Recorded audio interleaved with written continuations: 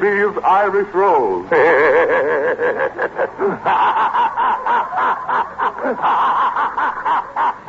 What are you laughing at? What am I laughing? I'm just laughing. What's the matter? There's a law against that.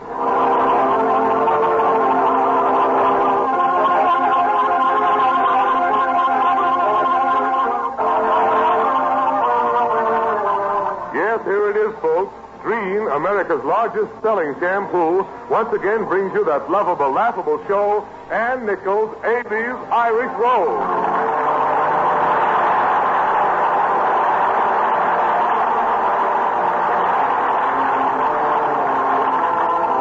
And now for tonight's visit with the Murphys and the Levies. Well, since the two fathers have made their New Year's resolutions to stop fighting, they've been pretty good about it. But how long it will last, nobody knows. There is only one fly in the ointment. Abie is working for Flanagan and Rosenberg in Jersey City. And, worse than that, he has a contract. Solomon needs Abie in his store. And unless something is done fast, there won't be a Solomon Levy department store. Our scene opens immediately following last week's program. It's the little apartment of Rosemary and Abie, where we find Patrick and Solomon and the Cohen. So, you have a contract for a year, huh? Well, Sol and I are going to break that contract, Abie. Your father needs you at the Solomon Levy department store, and by jingoes, you're coming back to him. Well, don't you suppose I'd rather work for my father than for Flanagan and Rosenberg? But I can't get away, Mr. Murphy. I'm tied up with them for a whole year. Well, by the time we're through with Flanagan and Rosenberg, that contract will be untied by Murphy and Levy, won't it, Sol? Well, a contract is a contract, Pep, and I'm thinking... I'll do your thinking for you. Just leave that to me. I hope you know what you're doing. I do. I hope you do. What do you mean by that, Crack? Since I hope without cracking. I didn't mean anything. But I do, Mr. Murphy. You do you? Yes, I do. I'm not letting you get Solomon into any more trouble. I get him into trouble. I'm only trying to help him out.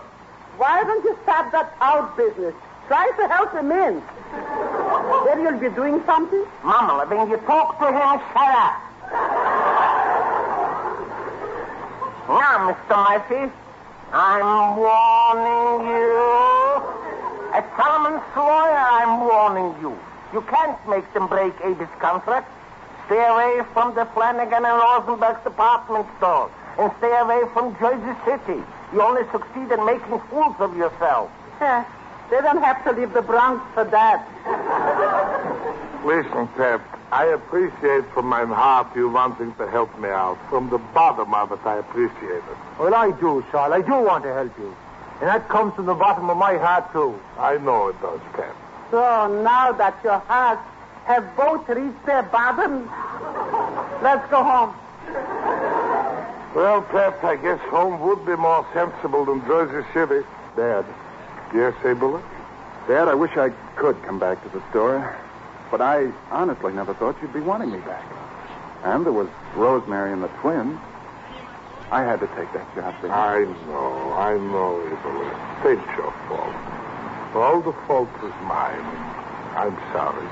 Oh, Papa Levy, isn't there something you can do about it until Abie can come back? Borrow money or something. Anything to keep going. His contract only runs for a year. A year, she says. The next week they're advising him to go into bankruptcy. That, Mrs. Cohen, I will never do. I know that, Solomon. I said it to Casey. No, sir. I'll sell my house, my furniture, my everything I got before I'll do that. I should pay everything and keep my flags flying. You're a great man, Solomon. Thank you, Pep. Dad, you've always taught me that deeds speak louder than words. To be sure I have. Well, then why don't you do something for Papa Levy? You have a lot of money. Now, why don't you let him have some of it? Will you listen to that? Why don't I let him have some of my money? Yes, Dad. Why be so stingy about Listen, it? Rosalie. No, I won't listen. I think it's a shame. Capsula, listen. I don't want your papa's money. He offered it to me today as much as I needed. He did? He did. I did. So take the wind out of your sails.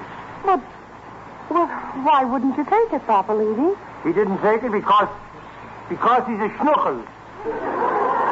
Who's a schnuckel? Listen, I didn't refuse the offer because I'm a schnuckel, but because it would be like taking money from a baby. Oh, you think I don't know an honest man when I see him? Sure you do, but you ain't got good sense to throw money away. Who's throwing money away? You're throwing money away, and I ain't going to let you do it. Whose money is it? It's your money, and I'm going to see that you keep it. Wait a minute.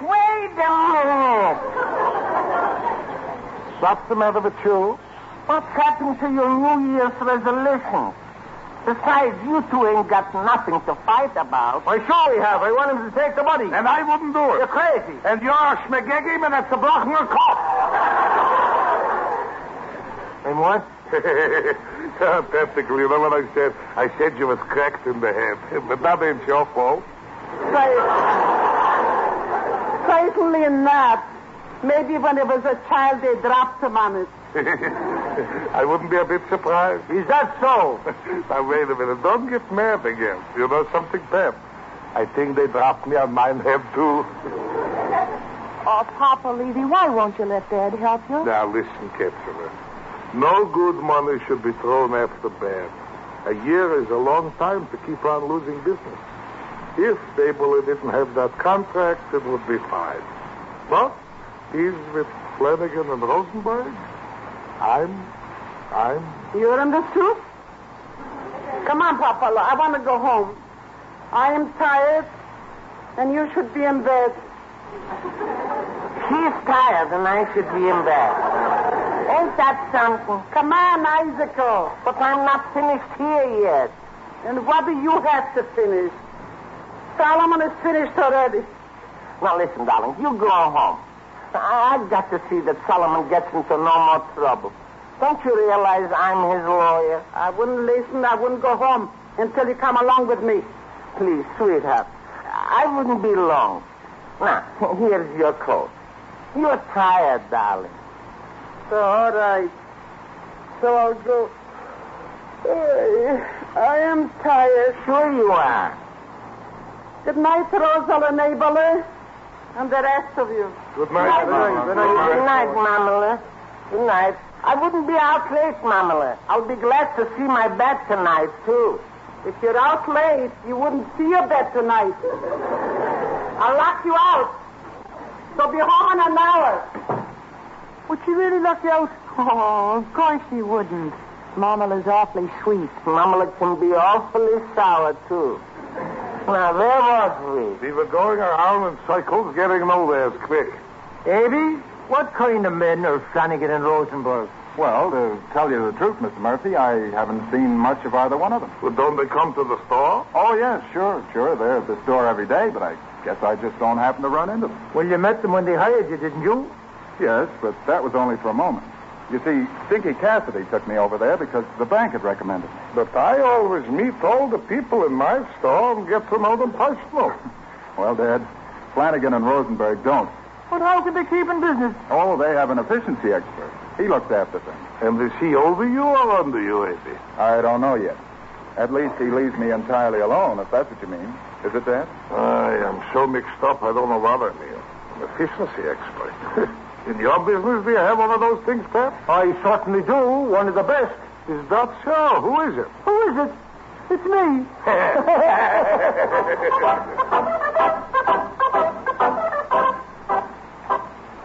Well, here's your house, Isaac. Do you think you'll get in all right? Mrs. Cohen gave you an hour to be home, and it's 3 hours already. Sure. If that was my only worry, I wouldn't worry. It's you, too. Please, I'm begging you. Don't go to Jersey City. Will you promise me that? Will you please stop worrying, Isaac? Go home and get a good night's sleep. I'm needing it, too. So am I. Come on, Sal. We can both think better in the morning. You sure you can get in, Isaac? Are you sure Mama wouldn't hen pickle you? Sure, I'm sure. Go home and sleep the cobwebs out of from your brain. Good night, Isaac. Good night, Mr. Cohen. Good night, boys.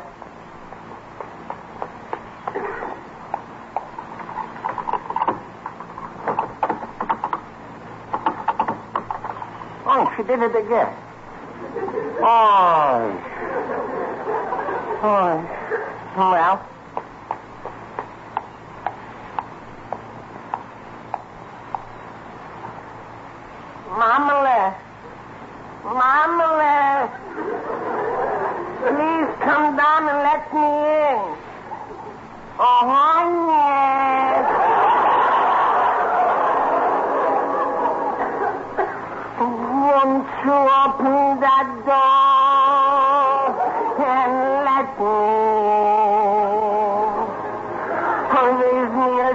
started raining, I'll be wet to the skin. Won't you have a little pity? I wanna come home. And I know my heart don't want to be alone.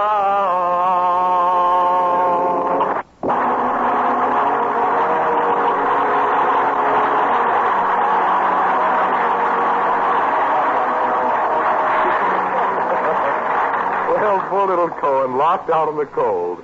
But we know Mama Lou will let him in the house eventually. But what about the two fathers and Flanagan and Rosenberg?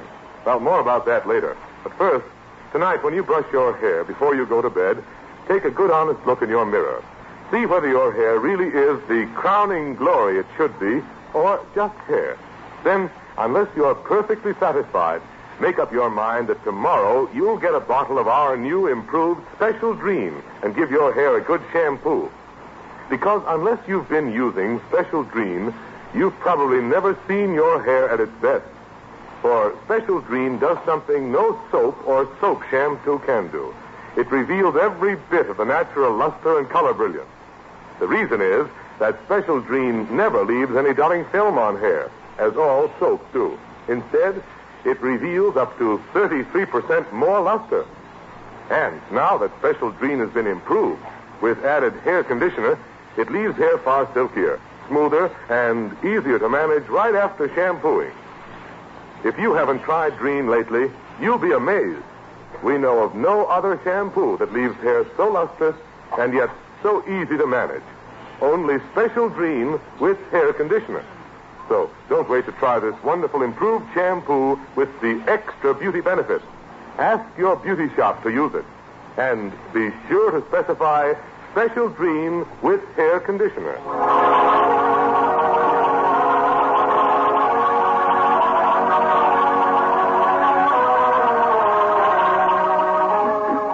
And now back to Abie's Irish Rose. It's the next morning in the Cohen home. Here we find Popula and Pamela. Hi.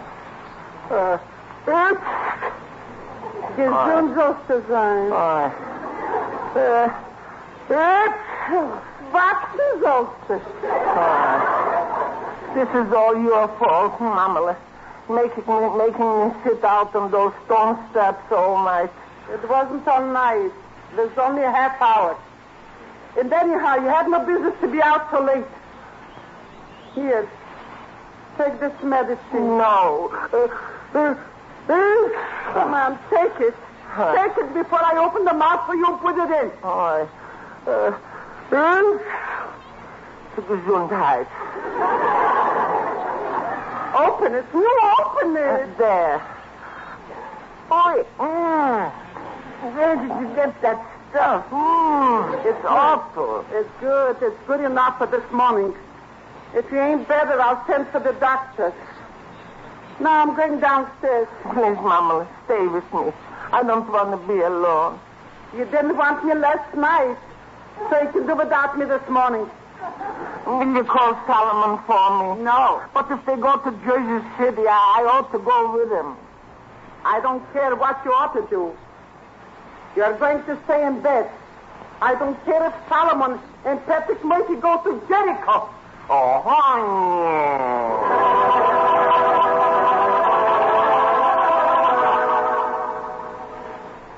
Miss. Yes? Yes? We are calling on Mr. Flanagan and Mr. Rosenberg. Have you an appointment? Well, not exactly. Then I'm afraid you can't see anybody. Listen here, my good woman. This is Solomon Levy of the Solomon Levy Department Store in the Bronx. It wouldn't make any difference if he was Marco Polo. You have to have an appointment. Marcus Polo couldn't make an appointment. He's dead. So is this door. You're not wrong, brother. Did you say something? If I did, it slipped out. You see, no one can see either Mr. Flanagan or Mr. Rosenberg without an appointment. That is one of our very strict rules. In fact, our Mr. Rudel calls it one of our very strictest rules. Just who is that, Mr. Rudel? He's our efficiency expert. But this is an emergency. If it is an emergency, as you say, it is quite within the realm of possibility that I can make an appointment for you by the end of the week. The end of the week will be too late. Either Abie's got to see him. Have you written the letter? Yes. What letter?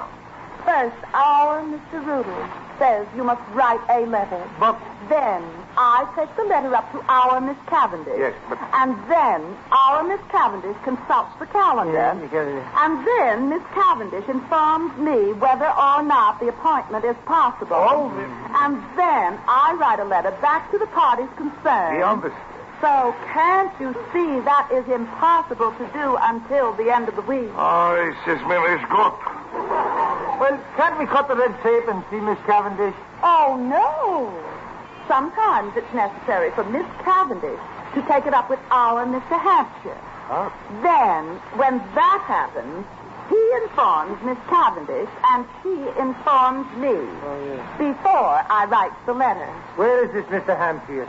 If you want to see our Mr. Hampshire, you must have an appointment, too. What about the customers? Do they have to make appointments? Yeah, wait a Yeah, minute. they- Just a second, please. Young woman, maybe you didn't heard my friend. I am Solomon Levy of the Solomon Levy Department Store in the Bronx. Well, when you write, be sure and use your business letterhead. But, Sometimes people write in for appointments and don't use the letterhead. look, We have strict instructions to ignore all such correspondence. People who have legitimate business always have proper forms on which to communicate. That's what our Mr. Rudels always says. Now, one time... Stop it. I'm losing my mind. Now then. I'm losing mine, too. And it's all the fault of your Mr. Noodle. The name is Rudels. What's the difference? Noodles, poodles, cayudles. He's crazy. Never did I hear such a craziness in a department store. Neither did I. Now then, will you go in and tell Flanagan and Rosenberg that Murphy and Levy are here to see them? Or do I have to break the door down? If you use that unseemly tone of voice to me, I shall be compelled to call our new general manager, Mr. Abraham Levy. No. Wait, don't do that. Sir, my instructions are very explicit. What? I have been instructed to call on our Mr. Levy whenever I have a problem with which I cannot cope. Oh, listen, girlie. Cut out the highfalutin gap. Or do you like it? What do you think? Just what you think. Now we're getting somewhere. What's your name? Susan Jones. Well, Susie, what would happen if we told you we had an appointment? Well, if the record showed a bona fide appointment, I would usher you into their presence. And, Father State isn't. I would immediately check for a mistake. If the mistake was located, I would apologize to you. You have to talk this way to everybody. And how? Don't you ever get tired making all this explanation? That, sir, is my position. I tire? Certainly. What does Mr. Rudel say? Again with the Rudel. Oh, he says it should be a pleasant fatigue. A culmination of an assigned task well done. So says your Mr. Rudel. Yeah. Oh, dear. I'd like to meet him. Now could we give in and see Rosenberg and Flanagan? Certainly. Just a moment, and I will announce you. You are Mr. Abie's father, and you're Rosemary's father. Yes. How did you know that? Oh, Mr. Abie told me all about you. Then why did you hand us that line? Mr. Rudel. Oh, Oh, with all. I don't make the rules, but I do my best to keep them. Yeah, you're cute. Empty pep. And Francis is pretty as the map of Ireland. Oh, but I'm not Irish, Mr. Murphy. I'm Russian. That is, Russian descent. And you look it. Just like I do. Don't you, Pep? Well, now, she may be Russian and look it, but her face is certainly prettier than your map. And that's no lie. Oh, gentlemen, when you wrote for your appointment... But, we didn't write. Well, it's just for my records, you know. Did you use your letterhead? Oh, for the record. Well, if we didn't, we certainly will the next time.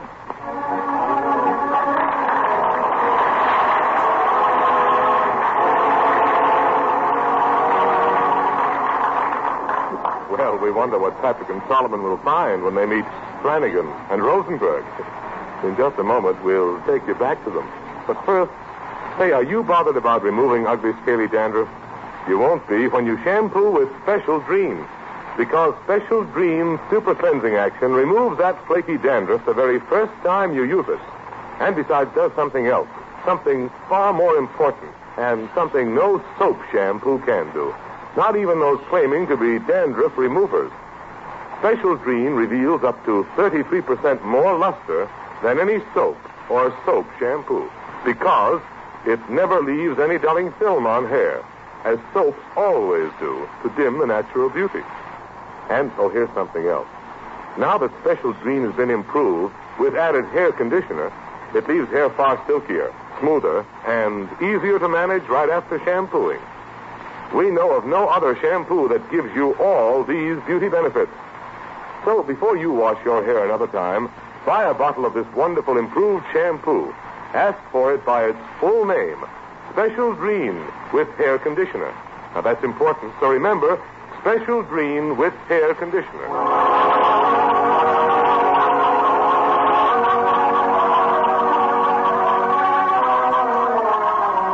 And now back to Abie's Irish Rose. It's immediately following the last scene, and Miss Jones is announcing Solomon and Patrick to Flanagan and Rosenberg. Two gentlemen to see you, gentlemen. They say to come right in. It's that door straight ahead. Thank you. Thank you very much. Don't stop to think it. Come on, son. Well, that's it. Doggone, that's the card I was waiting for. That gin's me. Well, I'll be doggone. That's the fourth time you've gone and done it. And you have 3 frames to boot. I have, simply luck. Nothing but luck. I never can figure the proper card to play. I am. Good morning, gentlemen. Oh, good morning. Come right in and have a seat. Want to make it double? Doubles? What is a double? Gin rummy. Double. Wonderful game. Simply wonderful. Well, I kind of came on business. Maybe your friend would like to play. Never played, never. Oh, that's too bad. I'm Flanagan. Flanagan. I'm Rosenberg. Rosenberg? I didn't quite catch your name. I'm Solomon Levy of the Solomon Levy Department Store in the Bronx. And I'm Patrick Joseph Murphy. Of the Solomon Levy Department Store of the Bronx? No, do I look like I belong to the Solomon Levy Department Store? What's the matter with the Solomon Levy Department Store? Oh, no, nothing, son. Now, don't get excited. You sure you won't play a hand of gin? Sure wish you would. Well, to tell you the truth, I got some very important business with you.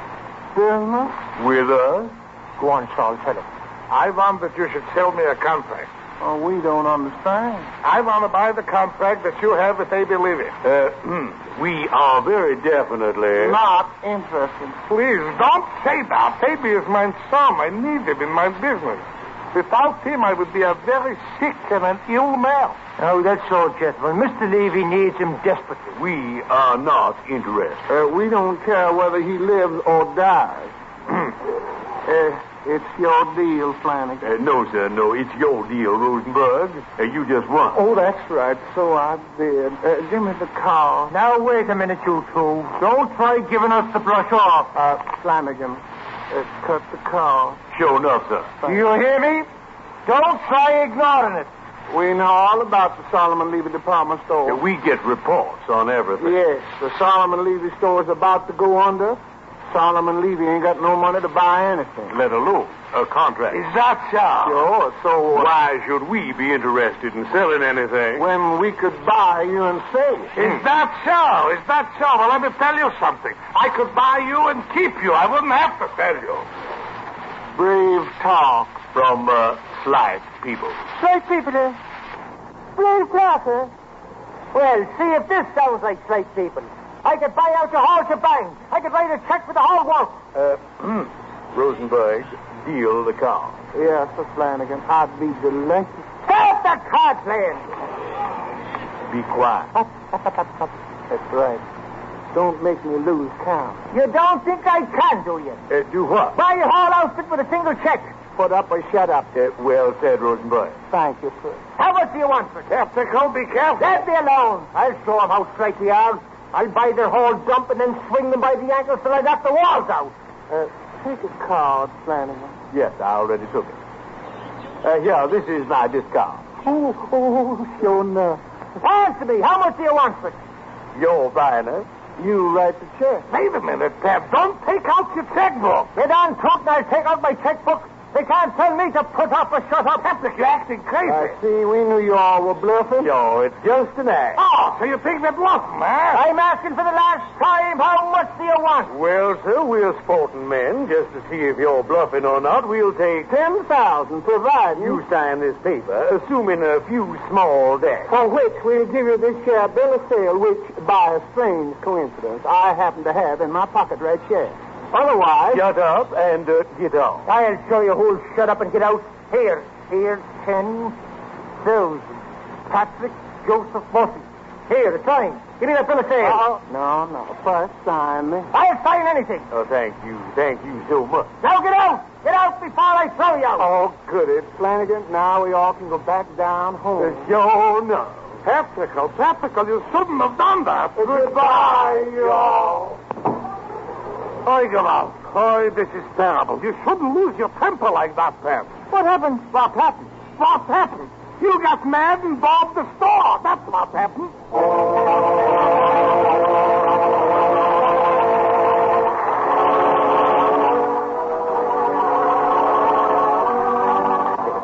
Well, with two stores on their hands, it looks as though Murphy and Levy are in business. But there's only one Abie. Well, now be sure to listen again next Saturday night at the same time for another episode of the Murphys, the Levys, and their friends. Abie's Irish Rose is dedicated to the spirit of freedom and equality which gives to this nation the greatness that is America. Abie's Irish Rose is written by Ann Nichols and brought to you by Procter & Gamble, the makers of Dream, America's largest selling shampoo. This is Howard Petrie. Good night.